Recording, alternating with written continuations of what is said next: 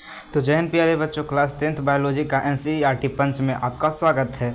NCERT पंच में हम आपको बताए थे कि क्लास 10th का एनसीईआरटी बुक में जितना भी चीज़ दिया गया है सभी को आपको लाइन बाय लाइन पढ़ के बताएंगे, क्योंकि आप किसी भी बुक से पढ़ें, आप किसी भी टीचर से पढ़ें, लेकिन एक बार एनसीईआरटी पढ़ना बहुत ही ज़रूरी है। हम आपको कई बार कई वीडियोज़ में बोल चुके हैं, तो बार बार बोलना ठीक नहीं लगता है। ठीक, तो आप लोग पूरा ज़रूर देखिएगा इस वीडियो को, क्योंकि आज हम लोग उत्सर्जन का, मानव में उत्सर्जन का वन शॉट लेक्चर देखेंगे। ठीक, इसमें आपको हर लाइन बाय लाइन चीज़ों को बताएंगे जितना भी एनसीईआरटी में दिया गया है। ठीक, तो चलिए वीडियो का स्टार्ट करते हैं। इससे पहले हमारा कई सारा लेक्चर्स हो चुका है जिसमें हम लोग परिवहन तक देख लिए थे। ठीक, आज हम लोग उत्सर्जन स्टार्ट करेंगे। तो अगर आपने पिछले लेक्चर्स को नहीं देखा है तो इस लेक्चर को देखने के बाद जाकर देख लीजिएगा।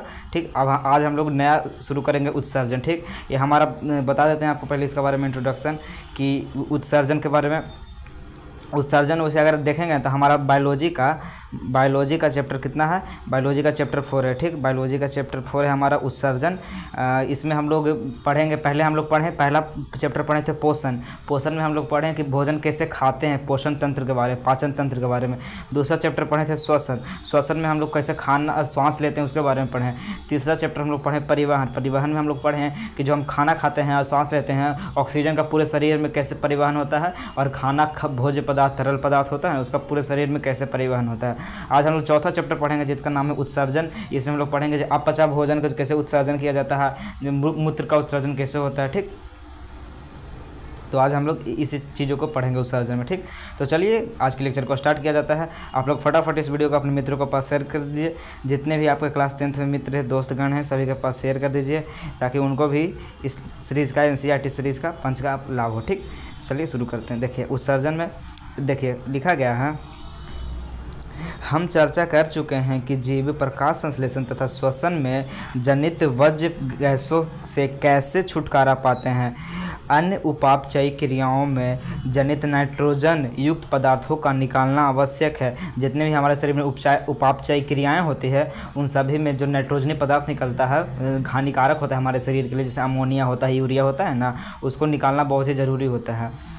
वह जैव प्रक्रम जिसमें इन हानिकारक उपापचयी वज्र पदार्थों का निष्कासन होता है उसे उत्सर्जन कहते हैं। ठीक, तो उत्सर्जन किसे कहते हैं, जिसमें उत्सर्जित पदार्थों का शरीर से बाहर निकाला जाता है। तो उत्सर्जित पदार्थ क्या क्या हो गया, वैसे पदार्थ जो हमारे शरीर के लिए हानिकारक होते हैं, उत्सर्जित पदार्थ जो उपापचयी क्रियाओं के फलस्वरूप बनते हैं। ठीक, तो आगे लिखा गया है, हम आपको ये देखिए एनसीईआरटी में हम आपको लाइन बाय लाइन पढ़ के सुनाएंगे। ठीक, लाइन बाय लाइन पढ़ के आपको जहाँ पे समझाने वाला होगा ज़रूर समझाएंगे। ठीक, कह रहा है कि विभिन्न जंतु इसके लिए विविध युक्तियाँ करते हैं। बहुत से एक कोशिकीय जीव इन अपशिष्टों को शरीर की सतह से जल में विसरित कर देते हैं। जैसे हम अन्य प्रक्रम में देख चुके हैं, जटिल बहुकोशिकीय जीव इस कार्य को पूरा करने के लिए विशिष्ट अंगों का उपयोग करते हैं। जो बड़े बड़े जीव होते हैं, जटिल बहुकोशिकीय जीव मतलब कि जो बड़े बड़े, जैसे मनुष्य हो गया, इंसान हो गया, उसके लिए उत्सर्जन का एक अलग तंत्र होता है। उत्सर्जन के लिए अलग कोशिका होता है, पूरा अलग एक तंत्र होता है। लेकिन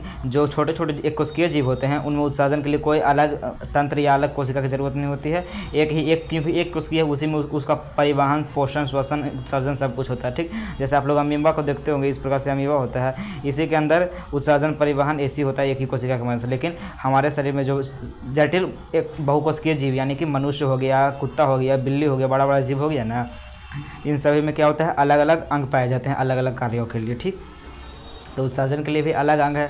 अब चलिए अब आगे पढ़ना है मानव में श्वसन। ठीक, देखिए एनसीईआरटी में जो जो दिया गया हम आपको जरूर पढ़ाएंगे, क्योंकि हम लोग बुक पे लाइन बाय लाइन एक भी टॉपिक को नहीं छोड़ेंगे। बुक में जो जो दिया हुआ है एनसीईआरटी का, परीक्षा यहीं से बनेगा। ठीक, फालतू का प्रश्न परीक्षा में नहीं आता है, यहीं से बनता है। ठीक, आगे कह रहा है मानव में उत्सर्जन कैसे होता है उसके बारे में आप तो ध्यान से सुनिए क्या क्या लिखा गया है। मानव के उत्सर्जन तंत्र में एक जोड़ा वृक्क, एक मूत्रवाहिनी, एक मूत्राशय तथा एक मूत्र मार्ग होता है। ठीक, देख सकते हैं एक जोड़ा वृक्क, एगो ये वृक्क हो गया, एगो ये वृक्क मतलब किडनी, फिर क्या बोला है, एक जोड़ा वृक्क के बाद एक मूत्रवाहिनी। तो ये देख सकते हैं मूत्रवाहिनी है ना, ये मूत्रवाहिनी। ठीक, फिर क्या है, एक मूत्र मार्ग होता है, एगो मूत्राशय या मूत्र मार्ग, ये हो गया मूत्र मार्ग, ये हो गया मूत्राशय। ठीक, फिर से आपको दिखाते हैं, देखिए ये हमारा हो गया वृक्क, दायां वृक्क और बायां वृक्क, दो को हो गया। उसके बाद हो गया दायां वृक्क, ये हो गया हमारा बायां वृक्क। ये महाधमनी जो लाल देख रहे हैं महाधमनी है, और जो ब्लू देख रहे हैं वो सीरा है। ठीक, आगे कहा गया है ये है मूत्र वाहिनी, बाएं मूत्र वाहिनी, और ये महाशिरा है, जो ब्लू देख रहे हैं ये महाशिरा, ये मूत्राशय, यहाँ आप देख रहे हैं जो थैली नुगुत संरचना है मूत्राशय है, और जो नीचे गया है इसे लंबी नुगुत संरचना नली नुगुत, उसको क्या कहते हैं मूत्र मार्ग, ठीक है, जाकर शीशन में खुलता है। चलिए आगे चलते हैं। आगे कहा गया है, देखिए कह रहा है कि मानव के उत्सर्जन में एक जोड़ा वृक्क, एक मूत्रवाहिनी, एक मूत्राशय तथा एक मूत्र मार्ग होता है। वृक्क उदर के रीढ़ की हड्डी के दोनों ओर स्थित होते हैं। जो रीढ़ की हड्डी होती है ना हमारी, उसके दोनों ओर स्थित होते हैं वृक्क। वृक्क में मूत्र बनने के बाद मूत्रवाहिनी में होता हुआ मूत्राशय में आ जाता है। जब वृक्क में मूत्र का निर्माण होता है तो मूत्रवाहिनी से होते हुए मूत्राशय में आ जाता है, ठीक। आगे कह रहा है तथा यहाँ अब तक एकत्र रहता है जब तक मूत्र मार्ग से यह निकल नहीं जाता। यहाँ आके एकत्र होता है और पूरा भर जाता है तो फिर निकल जाता है शीशन के जरिए, ठीक। आगे कहा गया है मूत्र किस प्रकार तैयार होता है। मूत्र बनने का उद्देश्य रुधिर में से बज पदार्थों को छानकर बाहर निकालना होता है। यानी कि जो हमारे खून में जो उत्सर्जित पदार्थ होते हैं, हानिकारक पदार्थ होते हैं, उनको छान कर निकालना होता है मूत्र बनाने का उद्देश्य, ठीक। हमारे किडनी कह रहा है फुफ्फुस में CO2 रुधिर से अलग हो जाती है, जबकि नाइट्रोजनी बज्र पदार्थ जैसे यूरिया, यूरिक अम्ल वृक्क में ही रुधिर से अलग कर लिए जाते हैं। हमारा फुफ्फुस धमनी होता है उसमें CO2 अलग हो जाता है खून से, लेकिन फुफ्फुस में जितना अन्य नाइट्रोजनी पदार्थ होता है, हानिकारक पदार्थ, वो अलग वहाँ नहीं होता है। वो कहाँ होता है? वृक्क में होता है। जैसे में यूरिया हो गया, यूरिक अम्ल हो गया, अमोनिया, ये सब कहाँ होता है? वृक्क में अलग होता है, ठीक। आगे कह रहा है यह कोई आश्चर्य की बात नहीं है कि वृक्क में आधारी निस्यदन एकक फुफ्फुस की तरह ही बहुत पतली भित्ति वाली रुधिर कोशिकाओं का गुच्छा होता है, ठीक। वृक्क में प्रत्येक कोशिका गुच्छ एक नलिका के कप के आकार के सिरे के अंदर होता है। यह नलिका छने हुए मूत्र को एकत्र करती है। प्रत्येक वृक्क में ऐसे निस्दस्य एकक होते हैं जिसे नेफ्रॉन कहते हैं, ठीक। यानी कि कई सारे वृक्क में कई सारे नेफ्रॉन पाए जाते हैं। नेफ्रॉन ही होता है जो वृक्क में मूत्र को छानने का काम करता है। जब खून को छानता है ना, तो मूत्र का निर्माण कौन करता है? नेफ्रॉन, ठीक। याद रखिएगा एक वृक्क में कितना नेफ्रॉन होता है जानते हैं? 1 मिलियन नेफ्रॉन होता है, ठीक। एक वृक्क में कितना नेफ्रॉन होता है? 1 मिलियन नेफ्रॉन, मतलब समझ सकते हैं 10 लाख एक वृक्क में। तो दोनों वृक्क में 2 मिलियन नेफ्रॉन, यानी बहुत सारे नेफ्रॉन होता है, मिलियंस में 10 लाख, ठीक। याद रखिएगा। आगे चलिए, तो नेफ्रॉन के बारे में जान गए। वृक्क की सबसे छोटी इकाई को क्या कहते हैं? नेफ्रॉन कहते हैं। और जो हमारी तंत्रिका तंत्र होता है उसमें न्यूरॉन होता है, वो होता है दिमाग की सबसे छोटी इकाई, ब्रेन की सबसे छोटी इकाई न्यूरॉन होता है। लेकिन जब वृक्क के पूछेगा ना किडनी का सबसे छोटी इकाई, तो नेफ्रॉन पे मारिएगा, ठीक। नेफ्रॉन में ही मूत्र का निर्माण होता है। आगे चलिए, आगे क्या लिखा गया है देखिए। नेफ्रॉन का संरचना दिया हुआ है यहाँ पे, इस प्रकार से नेफ्रॉन का संरचना होता है।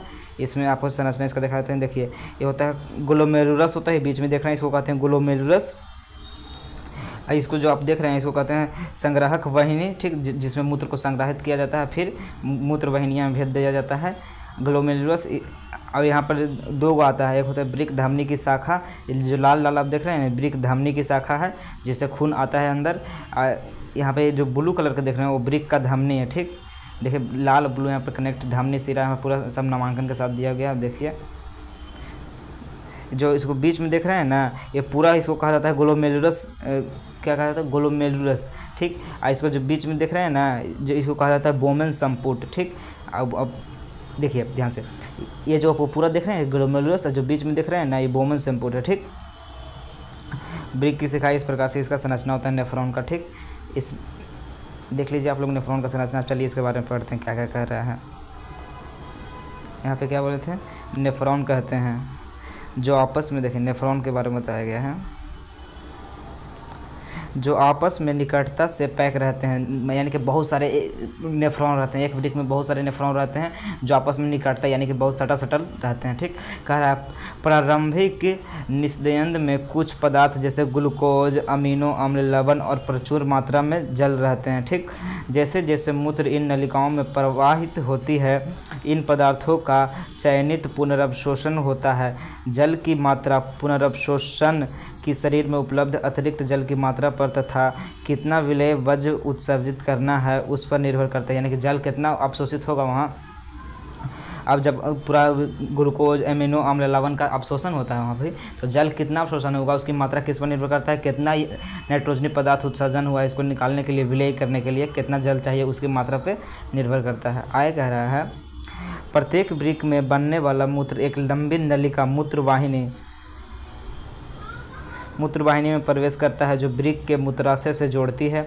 मूत्राशय में मूत्र भंडारित रहता है जब तक कि फैले हुए मूत्राशय का दाब मूत्रमार्ग द्वारा उसे बाहर न कर दे। मूत्राशय पेशीय का होता है, ठीक, मूत्राशय पेशीय का बना होता है, अतः यह तंत्रिका नियंत्रण में है।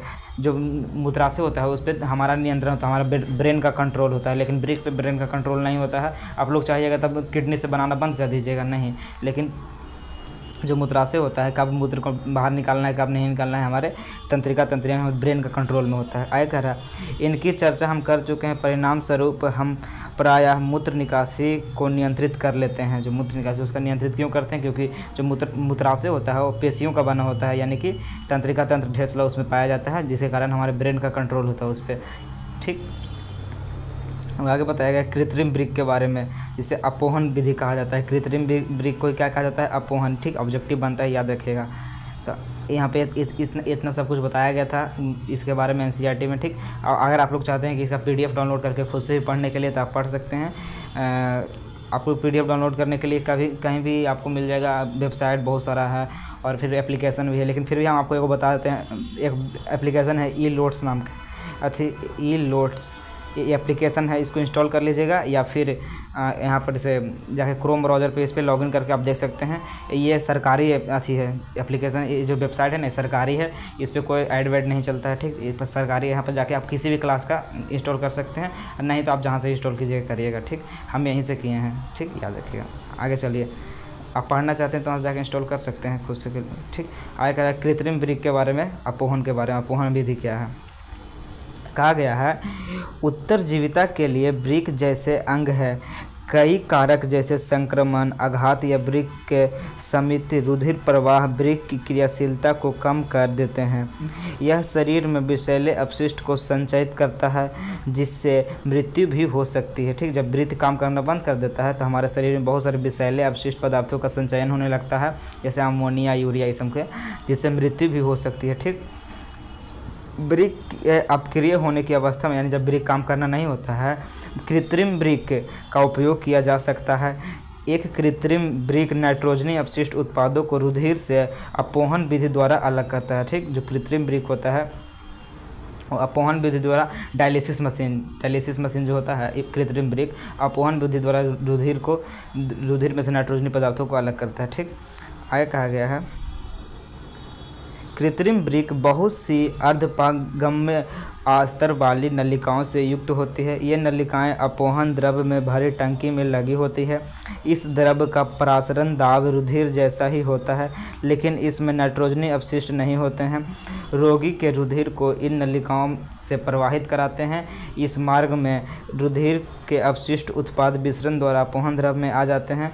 शुद्धकृत रुधिर वापस रोगी के शरीर में पंप कर दिया जाता है। यह वृक्क के कार्य के समान है, लेकिन एक अंतर है कि इसमें कोई पुनर्अवशोषण नहीं है। प्रायः एक स्वस्थ वयस्क में प्रतिदिन 180 लीटर आरंभिक निस्यंत वृक्क में होता है। यद्यपि एक दिन में उत्सर्जित मूत्र का आयतन वास्तव में 1 या 2 लीटर है, क्योंकि शेष निस्यंद वृक्क नलिकाओं में पुनर्अवशोषित हो जाता था, लेकिन यहाँ पुनर्अवशोषण नहीं होता है। जो जितना भी ग्लूकोज जिसम होता था ना, वो सभी का पुनर्अवशोषण हो जाता था, लेकिन इसमें पुनर्अवशोषण नहीं होता है, सिर्फ नाइट्रोजनी पदार्थों का अलग कर दिया जाता है, ठीक। यही बताया गया। इस प्रकार से इसको चित्र देख लीजिए, ठीक। इसको आप खुद से भी एक बार पढ़िएगा ना तो और बढ़िया समझ में आ जाएगा, ठीक। आगे चलिए, इसका चित्र देख लीजिए डायलिसिस मशीन का। इस प्रकार से होता है। धमनी का पंप मार्ग हो गया। फिर क्या है, चयनित परगम्य झिल्ली की बनी नलिका, ये परगम्य झिल्ली होती है। यहाँ पर देख सकते हैं अपोहन विलय, इसमें अपोहन विलय होता है। फिर कहता है उपकरण के सिरा का मार्ग, जिससे सिरा में जाकर जुड़ता है, वो धमनी है वो सिरा में जाकर जुड़ता है। कह रहे अपोहन के लिए ताज़ा विलयन और अपोहन के बाद विलय यूरिया व अतिरिक्त लवण के साथ ही यहाँ निकलता है, ठीक। इस प्रकार से इसका चित्र होता है। आप लोग चित्र बनाने के लिए देख सकते हैं, यहाँ हाथ बना दीजिएगा, 2 पंप लगा के इस प्रकार से 2 बॉर्डर लगा के चित्र बना सकते हैं। ठीक, आगे कहा गया पादपों में उत्सर्जन।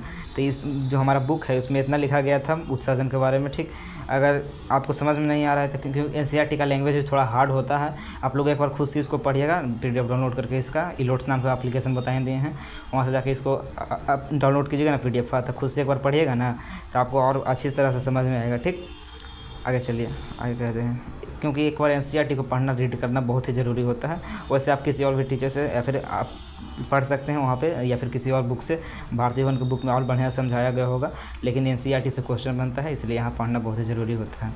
आगे कह रहा है पादपों में उत्सर्जन। ठीक, लिखा गया है पादप उत्सर्जन के लिए जंतु से बिल्कुल भिन्न युक्तियाँ का प्रयुक्त करते हैं। प्रकाश संश्लेषण में जनित ऑक्सीजन भी अपशिष्ट उत्पाद ही कहा जा सकती है पादपों के लिए।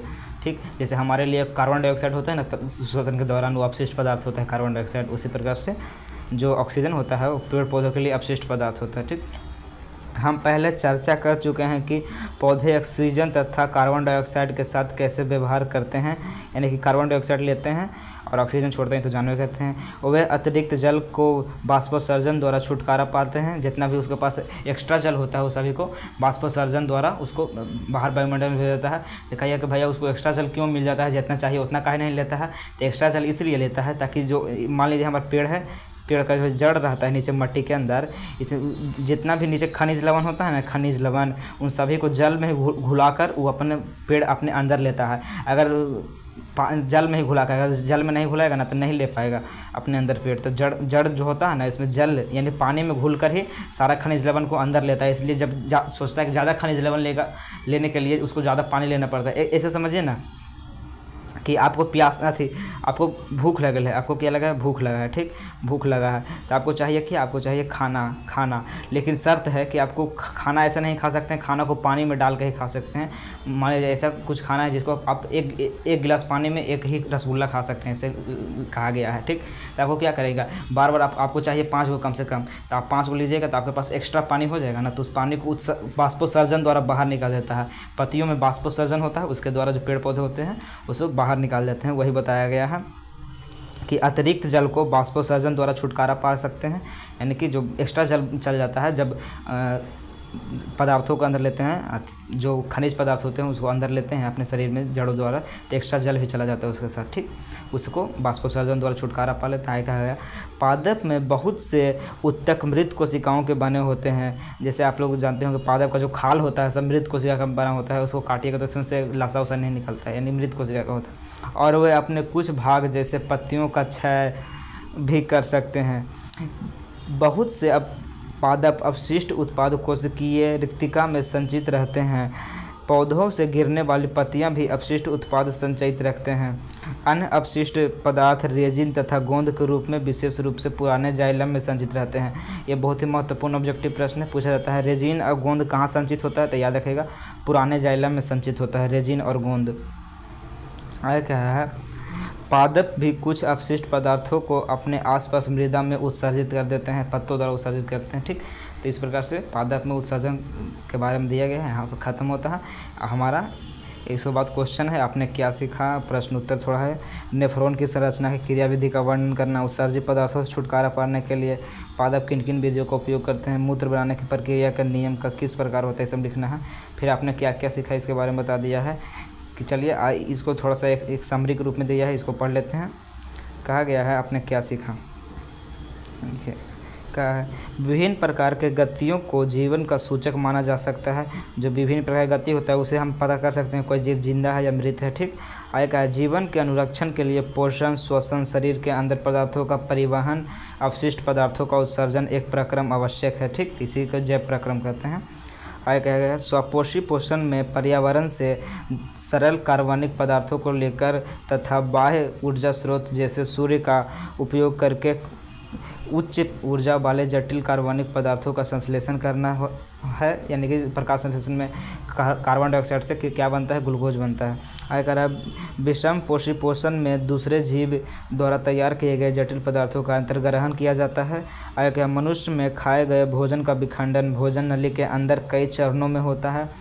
तथा पाचित भोजन क्षुद्रांश में अवशोषित करके शरीर की सभी कोशिकाओं को भेज दिया जाता है। क्षुद्रांश यानी छोटी आंत में अवशोषित किया जाता है पचा हुआ भोजन को, फिर शरीर के सभी कोशिकाओं में भेजा जाता है उसको परिवहन द्वारा। आगे कह रहा है श्वसन प्रक्रम में ग्लूकोज जैसे जटिल कार्बनिक यौगिकों का विखंडन होता है, जिससे ओटीपी का उपयोग कोशिका में होने वाली अन्य प्रक्रियाओं को ऊर्जा प्रदान करने के लिए किया जाता है। आगे कहा गया है मनुष्य में ऑक्सीजन, कार्बन डाइऑक्साइड, भोज तथा उत्सर्जित पदार्थ सरीखे पदार्थों का वहन परिसंचरण तंत्र का कार्य है। परिसंचरण तंत्र में हृदय, रुधिर तथा रुधिर वाहिकाएँ होती है। हृदय ही रक्त को पूरे शरीर में पंप करता है। रुधिर मतलब खून, और रुधिर वाहिकाएँ मतलब खून का नली, नस, ठीक, धमनी और सिरा। आगे कहा गया उच्च विभेदित पादपों में जल, खनिज, लवण, भोजन तथा अन्य पदार्थों का परिवहन संवहन ऊतक का कार्य है, जिसमें जाइलम और फ्लोएम आते हैं। ठीक, पादपों में जाइलम और फ्लोएम द्वारा परिवहन होता है। आगे कहा गया मनुष्य में उत्सर्जित पदार्थ विलेय नाइट्रोजनी यौगिक के रूप में वृक्क में नेफ्रॉन द्वारा निकाले जाता है। नेफ्रॉन द्वारा ही उसको छाना जाता है खून में से, जो नाइट्रोजनी पदार्थ है उसको छाना जाता है। ठीक, आगे लिखा गया है पादप अपशिष्ट पदार्थों से छुटकारा प्राप्त करने के लिए विविध तकनीकों का उपयोग करते हैं। उदाहरण के लिए अपशिष्ट पदार्थ कोशिका रिक्तिका में संचित किए जा सकते हैं या गोंद व रेजिन के रूप में गिराते हैं पत्तियों द्वारा दूर किया जाता है। आगे कह रहा है ये अपने आसपास की मृदा को भी उत्सर्जित कर देते हैं उत्सर्जित पदार्थों को। ठीक, गोंद और रेजिन के बारे में याद रखिएगा, इससे बहुत ही महत्वपूर्ण ऑब्जेक्टिव बनता है कि गोंद और रेजिन कहाँ जाइलम जमा होता है, तो जाइलम के पुराने मृत कोशिका में जमा होता है। ठीक, याद रखिएगा गोंद और रेजिन। ठीक, ये बबूल के पेड़ से निकलता है, एक और कौन सा पेड़ से निकलता है आप लोग देख लीजिए गूगल पे, गोंद और रेजिन कौन कौन पेड़ से होता है। ठीक, आगे अभ्यास के लिए ऑब्जेक्टिव प्रश्न है, फिर सब्जेक्टिव प्रश्न है, ये सब आप लोग खुद से बना लीजिएगा। आप लोग अगर चाहते हैं इसको स्क्रीनशॉट लेना तो आपका स्क्रीनशॉट ले लीजिए यहाँ पे, फिर यहाँ नीचे क्वेश्चन है इसका स्क्रीनशॉट ले लीजिए, इसको खुद से बना लीजिएगा। ठीक, जैसे यहाँ कहा गया मनुष्य में वृक्क एक तंत्र है जो किसका भाग है, तो उत्सर्जन तंत्र का भाग है। फिर क्या पादप में जाइलम उत्तरदायी है, तो जाइलम होता है जल का वहन करता है। ठीक, आगे कहा गया है स्वपोषी पोषण के लिए आवश्यक है, तो सभी आवश्यक है। ठीक, इस प्रकार से आप बना लीजिएगा। तो मिलते हैं आपसे नेक्स्ट वीडियो में। अगर वीडियो अच्छा लगे तो इस वीडियो को लाइक करके चैनल को जरूर सब्सक्राइब कीजिएगा। इस वीडियो को अपने मित्रों के पास जरूर शेयर कीजिएगा। मिलते हैं नेक्स्ट वीडियो में, तब तक के लिए जय हिंद, वंदे मातरम।